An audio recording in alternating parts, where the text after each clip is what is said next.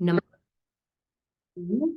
Today we're going to talk about we recently received a health reading on our relationship. So we're going to read it and talk about it and go over it. Here at Akashic Resources, we are dedicated to helping you use your whole mind more productively to be happier, healthier, and more successful. So yeah, so we've done relationship readings in a variety of ways. The traditional way that we were taught was a past life reading. So you would get a past life where the two of us crossed paths in some capacity. We could be married again, or we could be mother, father, who knows what the relationship, but there was some relationship that has importance and significance, resonance with what's occurring now. So this reading is like a health reading. So it's looking at our relationship, because our relationship is an entity, and it has a beginning. It was birthed, and it has a life of its own sometimes. And so this is looking at our relationship from the spiritual, mental, emotional, physical, and energetic perspectives. And it gives you a lot of really good information. It's like the body, looking at the whole body of the relationship. Yeah. And so we thought, wow, this is really helpful. It's helped us a lot. We got this on January 12th. And now it's February 17th, and we've seen a little over a month. We've seen a lot of progress, and of course we've had to do the work, but it's gave us some, whenever we receive clarity and insight, human beings are designed to quickly learn. When there's clarity, there's actually we have an easier time learning and evolving because we understand. So that's helped us. So we thought we're going to share what we've learned with you and go over it, something different. And also it can help you if you did ever receive a reading, kind of how to approach going over reading and understanding it. One of the basic levels of it is just literally reading it and talking about it. Getting it typed out so you can underline it and highlight it and all that stuff. So we'll start there, and we'll start with the way that we'll do this today is we'll read certain quotes, and then we both have some things to share based on what we've pulled out from it. So do you want, I guess I'll start with. Oh no, I was going to start first. Yeah, you're going to start. Okay, so here in the beginning part of the reading, it says, these ones are connected to the same soul collective. They're from the same soul collective, and they are being very consistently supported, guided, and loved. There's a mission and purpose that is connected to the spiritual system that is of these, that has been a creation of their own individual minds. And it is also something that has been given to them as an assignment. And we see the mission as creating spaces of healing, transformation, transcendence, and freedom. You see, therefore, within the mental system, a lot of what these ones are experiencing with one another is working through the karmic patterns that get in the way and have gotten in the way of their own freedom, their own transcendence, their own awakening. We see that mentally, these ones are the mental system is strong, it is sturdy, it is continual. So, I mean, so cool. So we love creating a healing environment, whether that's a 45-minute Zoom call with somebody that's getting a reading, or a coaching session, or a retreat weekend. I mean, that's a big part of what makes us, that's what teaching is. Someone was telling us, you guys are so prolific, and it's just like, we just love to create things like this. It's just what makes, it's our hobby, really. It's like, we love doing it. It's what is enjoyable to us. And it's interesting that it's saying that, because that's really what drew us together. Is I remember the day that I was like, oh, I think I'm in love with this person, or I really love him, is I was observing, one of the times is I was observing you teaching a class. I had to observe for our second cycle requirements. And there was someone going through something, and you were just so present and so loving, and you gave them some really good information, or not information, but guided them to some good truth. And I was just like, whew, that was so fulfilling for me. Cool. So I think that's what it's saying. And it's interesting that it's saying that the same thing that we're here to do, meaning this is our dharma, is what we're working through, freeing ourselves from. So our karma. Well, the same thing we're here to do, our dharma, transcendence, freedom, all those things, that our karma is also to do that for ourselves and between each other. Right. So how are you seeing it?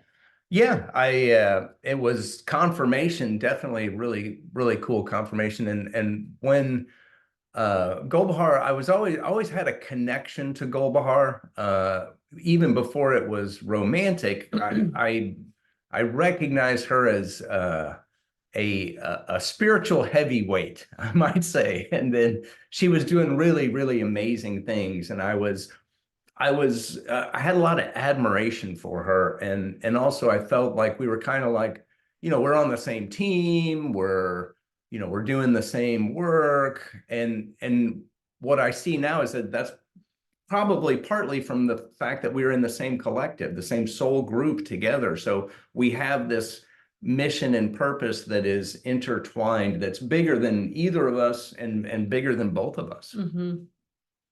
Yes, definitely. And I just, with what I've learned and understood, is that's the challenges that any individual, either relationship or people experience, is the way. It's not the way, it's not in the way. The Mhm. karma is the way to the dharma. And so we've also had a very um energized relationship. I don't know if that's and because we're so similar and also very different and both very powerful and all of these things.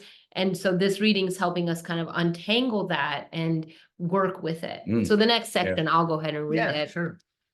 We do see that they are individually, these ones are connected mentally to one another. They often perceive thoughts that the other has. At times, however, there are assumptions because they are so mentally connected, it would be helpful for these ones to practice deeper listening and telepathy with one another. It would be helpful for these ones to have time to have one person deeply listen while another person speaks. The practice of the ... exercise can be helpful in clearing away mental judgments that they have towards each other. Practicing 5-step 5-day reversal before they speak to each other.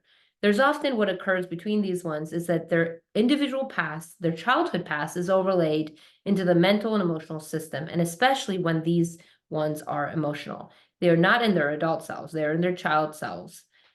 And they are trying to interact as an adult when there's child trauma, child healing that needs to integrate healing that needs to occur. I feel like just that sentence alone you can spend 10 years trying to figure that one out. Yeah. So yeah, I mean, can you to me it was so clearly put, is that so in a situation, I'm taking this overlay and I'm just taking from the past, childhood trauma, these different things, and here's the present situation, and I'm taking this and putting it over the top of it, and or looking through the lenses of that, and I'm not, and this is for both of us, we're not seeing accurately the present moment because we've got this baggage from the past, or this stuff that's clouding our vision, and that's really been helpful for us moment to moment to practice. And I will say, in all honesty, you have been much better at being able to practice that in the past month. I'm working on it. He's a good example for me to follow, and it's been helpful to see how he does it. And this morning was a good example of that. There was just an exchange that happened that I didn't feel comfortable with.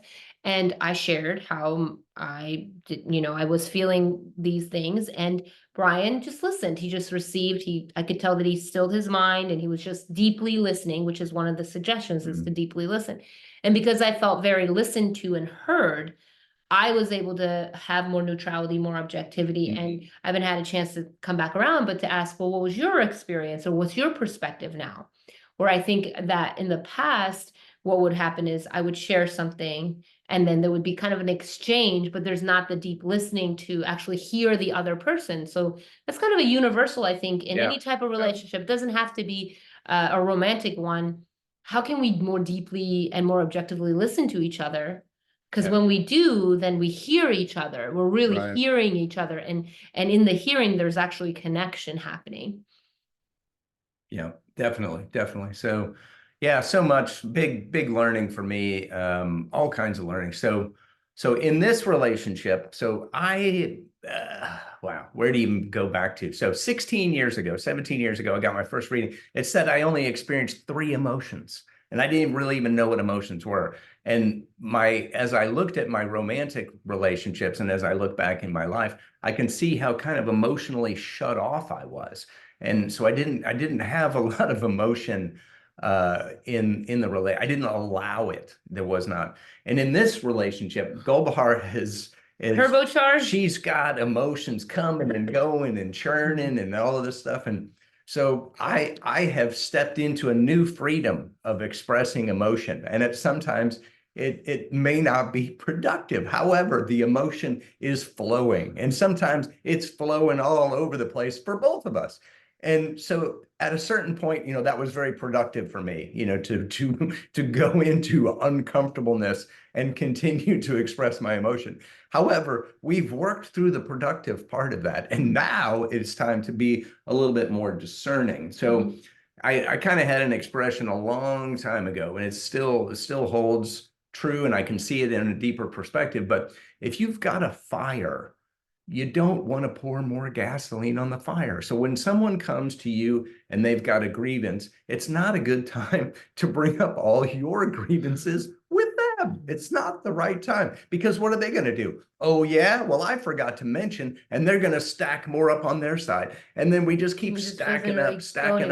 And it's not the time. It's not the time to be able to really do this stuff. So what we've begun doing more, and like I said, this morning was a great success story, and I wasn't thinking, wow, here's a success story. I was just trying to do my best, and I've been doing a better job about listening and just receiving. And it's not about winning. It's not about being right. It's about creating a deeper relationship and creating harmony. And when you can feel the love, when you can feel, that I've been received and I'm accepted, then there's space for healing. And there's space for, for me to admit, hey, you know what? I was wrong. And it's really in that creating space where I think a lot of progress for us is happening. Yeah, I like that, the creating space. I think I've enjoyed the practicing the deeper listening and receiving. And there's been times where I've had an exchange with you that I didn't like, but I took a moment and received it deeper. I'm like, this isn't about me. There's something going on with him. And then finding more compassion for you and saying, do you need something? Is something going on? Whereas in the past, I wasn't listening, and I was just quickly reacting or quickly deciding what the reason was that you were being whatever way. So it's just like, there's just more compassion when there's listening. So anyway, we can go on to the next one. So I'll read this one. It's important for these ones to remember that karma is created by intentions, and a lot of it is connected to childhood, where we felt we weren't fully seen or understood, and there's a constant pull to be good and right, and we see being right as being good, and that they're actually different. So again, we're trying to relieve karma. We're trying to overcome these patterns. So our intention. So we really have created the intention of understanding and love. I'm trying to meet all these situations with understanding and love, so that we can move beyond these child traumas and things like that. So I had an experience the other day of kind of of seeing myself as a child and realizing what I did not receive that I wanted to receive at that point in time. And then giving that love, giving that acceptance, that validation to myself. And when we do that for each other in the present moment, it creates tremendous amount of healing and relieves a lot of karma. Yeah, and I like the part about the karma is not created by is created by our intentions. And understanding that if our intentions are love, then even if I do say when I have an intention of, I want to experience more love and connection with Brian, so that's why I'm going to share this. Versus my intention is, I want to be right now, so I'm going to share this. I've noticed that when my intention is, I gotta be right, I gotta prove my point, I'm gonna prove my point, and he's gonna receive my point, it doesn't work because my intention isn't really on learning and love and connection, it's me being right. And so then what happens is he's receiving that thought, and so it activates the right or wrong in him. I'm more likely to react. Yeah, It's not in always. that. You don't always do it, but Yeah. there's times where it's like, oh, well, I need to be right too. And then it's like, it just creates that back and forth. And also, life is for learning. So when do we ever really need to be right? We can always learn and grow, but we don't ever really have to be right. And just agreeing to Yeah. disagree sometimes is okay too. It's a hard one, I will say, for me, but when I understood that, oh, that's related to when I was little and they wouldn't hear me, and when I would say I didn't do that and they would say you did do that and I didn't do that, and feeling not heard and feeling like I was wrong when I was right, it's been a constant movement in my life to prove myself, and letting go of the need to prove myself is freeing as well. So Yeah. that was very powerful for me. Yeah. Yeah. All right. So we see it is important for these ones to remember that this is a snapshot of many lifetimes with similar challenges, and it is important for these ones to take into consideration that moving through the cleaning of the system together is the pathway to the mission and purpose at the higher realm and to the manifestation of their desired vision of sustainable community. They are the harbingers of truth. They are the way showers. However, they are the leaders. However, they cannot move forward in the ways they desire until they are able to heal. It is important for these ones to remember that this is not a punishment. This is part of what they chose prior to this incarnation, as they both understood this karma and karmic pattern, and they've chosen similar upbringings even to support the environment of healing. At the ultimate, the opportunity is freedom. Wow. every time I read that, I just feel freedom. Yeah. And so when we find ourselves in situations more and more, we really go to, okay, so this is what we need to work on right now. It's not something that, oh, we try to forget about this or we whatever, try to push it away. It's really using it to go into knowing that this is the step that's taking us to where we want to go. And that's given us a great deal of motivation to take more energy, more resources, and put it towards a better relationship. Yeah, really. I think the image of, if we're here, and we've had this, you guys that have listened to us for a while know that we have this desire for a sustainable farm, and it's definitely coming into more and more reality. Yeah. And when this year I really received that I just really do want this, like I'm truly ready for this. And then as I've received that, realizing that, oh, okay,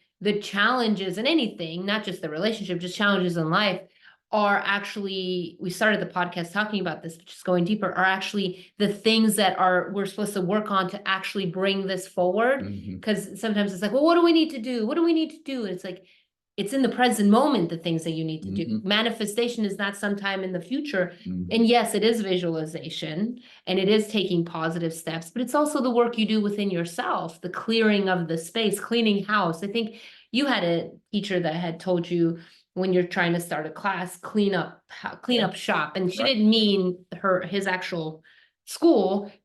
Of course that helps too, but just like clearing things up within yourself to support the process. Yeah. So, and I think also I like the fact that it says that at the ultimate, the opportunity is freedom, because sometimes I think when we're in the trenches, working through something, working through a karmic pattern, it can be very upsetting or overwhelming. But when you remember that as you're working through the trenches, you're actually getting yourself to freedom, then again, you have that sight to move forward. Yeah. Another cool thing is that whenever we work on ourselves, guess what? Our relationship to everything in the world changes. So I've had two meetings lately with multiple people involved, to where, let's say there was a little bit of a lack of harmony going on in the meeting. And I know for a fact that the work I've done on myself, the work that we've done together with this reading in the last 30 days helped me tremendously during those 2 meetings. And that's not related to my relationship with Goldbahar. However, that's just the bonuses that come as we develop these abilities and develop these skills a little bit. They're quite transferable to our children, like the 3-year-old that just interrupted this podcast. Well, I think and what you're describing is the microcosm and the macrocosm, Mm-hmm. is that whatever you experience in the moment with any one person or any one thing, it is connected to everything else. And sometimes you don't have to fix everything to fix everything. Yeah. You work on one thing Mhm. and then everything else clears up. And that helps with not feeling so overwhelmed. Oh my God, I have to fix all this stuff. No, just focus on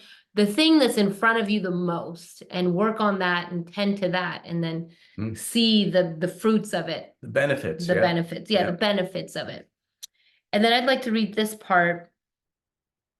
It is important for these ones to go deeper, interpret into their own spiritual studies.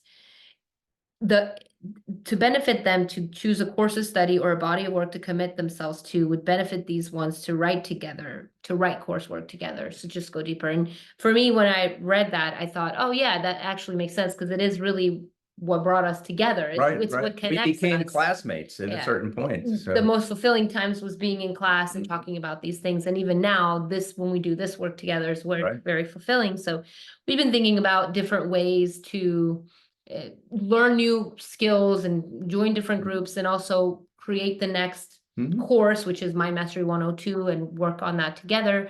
And also just using the classes that we do teach as the healing space. And we're learning together. We're students, because every time we teach, we're actually students. We're learning in the process. So just remembering that has helped me to go, when we're teaching this class, it's another way that we're working on healing and developing our relationship. Yeah. And our kids are gotten old enough now that we actually went to a spiritual experience that was quite long the other day together for the first time in, since we had children almost 5 years ago. So it's kind of cool. And that's one of the reasons why, like Goldbahar was saying, we met, we became friends, we became classmates before we had a relationship together. And we were doing this personal spiritual work on ourselves. We were helping other people. We were teaching, we were directing, and we had that common bond. And it's so important to have these connections on multiple levels. And that's one of the reasons that we always offer a special deal for our classes in particular, for husbands and wives, for partners, so that they can learn and grow together, because it really strengthens the relationship. It gives you, those deeper connections and helps you understand each other so much more. So yeah, and just to speak a little bit to the universal in that, for anyone that's listening, that maybe you are having some challenges in your relationship, think back to the reason why you came together. What was it? Was it like, did you meet at a golf place, or like the art? What was the thing that interested you in each other? And work on doing those things. And if you aren't in a relationship yet, then think about what are the things you love and go to those places, because the best relationships come from relationships that there's a clear ideal, there's things that you both love to do. And that helps a lot. So we're talking about the spiritual, mental, emotional, physical, energetic. So when you connect on these different levels, that's truly the power. So speaking of the physical, we got the physical next. These ones both have challenges in the neck and spine. On the mental level, there is pressure that they placed on one another and themselves. It is important for these ones to practice stretching the body, stretching the mind, opening the mind, so that the pressure can be removed. So pretty good. Yeah, very, very powerful. Yeah, we have high expectations. We set lofty goals, and that's kind of our the way that we've operated. And everybody's, there's productive and unproductive, and there's a lot of productivity to that. However, we have some unproductivity to that. So in the past week, I have made a lot of progress with my back pain. So working on some mental stuff, going back to the spiritual experience that we had together last weekend, there were some breakthroughs for me, and through some journaling and through some different practices, some realizations, some light bulbs going off in my head, literally as we make these mental connections between some of these things, we can experience a physical relief immediately. And my back is, gosh, I got to say, probably 80% better than what it was 10 days ago. That's great. And that's and it's I'm not, I'm not talking about small little things here. I have a compressed disc, and it was causing You weren't able to really walk very well. it was causing a great deal of pain. And the interesting thing about my personality is then what do I do, right? So if I'm less productive because I've got pain in my back, I put more pressure on myself, which makes the back worse. Yeah. So I really had to come at this from a different perspective, and I needed the help of the spiritual experience last weekend. I needed the help of this reading in order to create that space, that space for me to see it differently. Well, I want to say when it brought this up about the neck and the spine, I mean, I know that I have stuff and I know you have stuff, and I didn't think it was connected to each other. I just thought it was just two random things. And I didn't realize that I know I put a lot of pressure on myself. I know you put a lot of pressure on yourself, but and I kind of knew, but I didn't realize how much pressure we put on each other. And I can see how that could be very challenging. If you're already putting pressure on yourself and then someone else is, it's like you can't stand anymore and then your back hurts. So for me, I've been trying to just allow things to be as they need to be. If the house is a mess, it's okay. It's a mess, and we're both trying our best, and that's all we can do. And just letting it be, and prioritizing stretching my neck or back or spine or going into the infrared sauna over vacuuming the rug, which is very hard for me to let it go, but recognizing that that's more important. And so that's kind of what I've been practicing. Yeah, very good, very good. All right, and then I think the next section is the chakra section.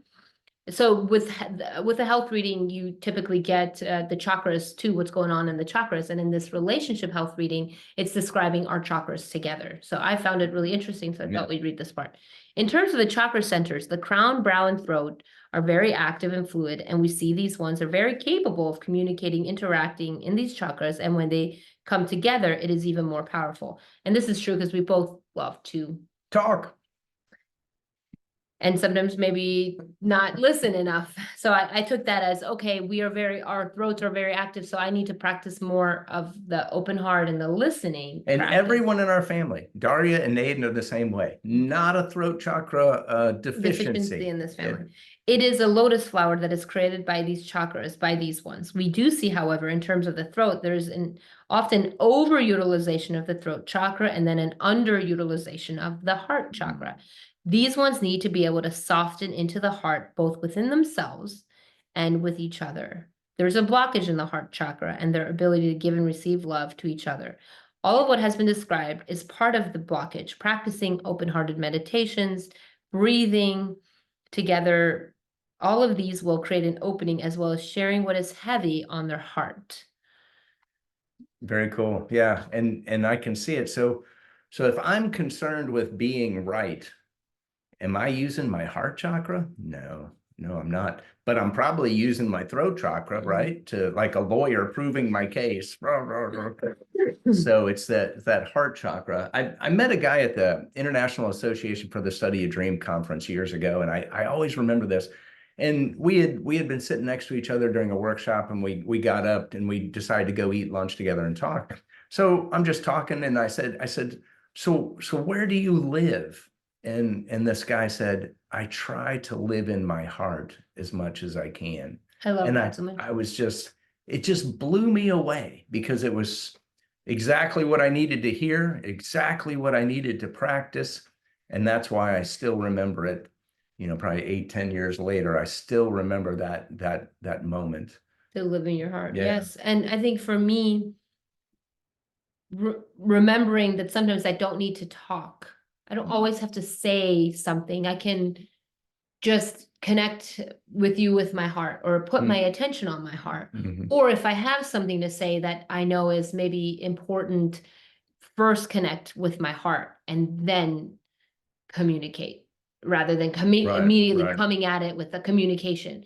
I don't always have to communicate. And if I do, I can do it softening. I think that's helped a lot. And also it's just more fulfilling to live that way. Yeah. because I feel more connected to him because of that. And so it's directly related to receiving too, as far as what I'm experiencing is, so let's say Golbahar comes at me with something, related to maybe something that I forgot to do or that. And my typical reaction would become very defensive, a childlike response, because I grew up in a very defensive family, and there was a lot of bickering and stuff. And if I create space and don't go into that defensive overlay pattern and put that onto this experience, if I listen to her, a lot of times what I'll hear is the fact that it's not about that I left something on the counter or whatever. It's about that maybe she's stressed out about work, or maybe she just had an interaction that it has her upset, or maybe she's worried about a family member or a close friend that's going through something. And when I give the space to receive Golbahar, I'm not only receiving what she says, I'm receiving more. So that allows me to go to compassion, allows me to open my heart in that space and say, it's not about me leaving something on the counter. This is about her needing to let off a little pressure. She's got pressure on herself. She needs to let off a little pressure. So instead of saying, well, you know what, last week you left 2 things on the counter, it's not about that. I could say, and here's the thing, is there a level of reality to that? Yeah, sometimes there is, right? However, it's not going to help you grow and create progress and harmony. Facts are not the answer to a lot of these disagreements and that. So when we can get Especially down, when there's emotions. oh yeah. So when I can get down into my heart and I can see a greater reality, I can say, this is something that's outside of me. Don Miguel Ruiz says, don't take it personally. Don't take it personally. And this is an opportunity to to go deeper and have a different experience. So, yeah, I love that. Yeah. So yeah, thank you for doing that and practicing that and being a good example of that. well, So I think the last point. there's a couple points here, but we got a couple left, but this is really good overall. And this is something that we've experienced again and again, is that on an overall level, Oh yeah. what is seen is there's an exact replica of what each is doing within themselves and with each other. And this is why these ones' experiences are challenging. And this is, you want to speak to that? Yeah, and it says, and disharmony is that they are in fact out of harmony with themselves. Yeah. And so, I mean, I've known this kind of, but just hearing it, listening to it, writing it down, it's just been like, okay, if I'm really experiencing a lot of disharmony with Brian, I really need to stop and go within. It's not about him at this point. Even if it on the physical, yes, you left all your stuff on the counter, but that's not really what's going on. So what's going on, and taking a step back and looking at myself. And really, when we both do that, there's harmony. It's only when one person does it and the other person doesn't, then it's still challenging. It can be done. Yeah. So if you're in a relationship right now with someone that you experience that, practice that every day. When you're feeling disharmony, just go within and look within, go within and look within. You will start to see a difference. Ideally, to a point where the partner will want to do it as well. Do you want to say anything about that? Or? Yeah, it's just the thing about what that's saying, and we had that come up in another reading too, but it really clearly, I think I saw it with the rest of this reading more clearly this time. But as an example, so Golbahar might list 2 or 3 things that she's upset about, and I'm like, are you kidding me? I mean, that was the exact list that I am upset with you about. It was like, if we just change the name and substitute the body of the stuff is exactly the same. It's like, so it just really, you could see how we're literally, I think in the other reading, it said something about the mirror. We mirror each other. So it's like, when she's saying it to me, it's like, I'm like, what? Are you kidding me? And so that's where the reactions. Yeah, it's like a recoiling because Right. we're not really being real with ourselves in those times. So yeah, super important.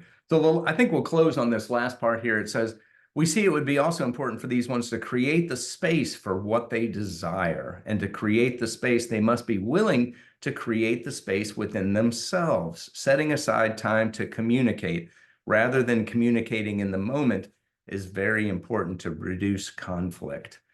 And that is something that we have been told over and over again, and we're making progress in let's just say that, relaxing, taking time off, nurturing ourselves.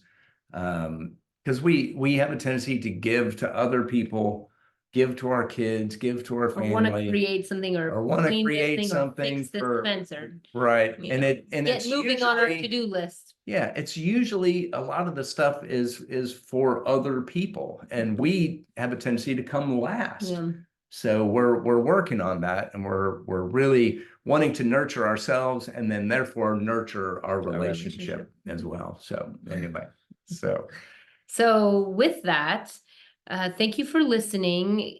This has been very helpful for us. So like I said, we wanted to share it with you. Some of the key takeaways as universals for anyone that's listening, that's in a relationship or not, is practice being in your heart, practice listening, deep listening, especially when there's conflict, especially when someone has a complaint. That's the best time to just let down your guard and receive. And most importantly, live in your heart. Thank you so much. Have a great day. See you soon.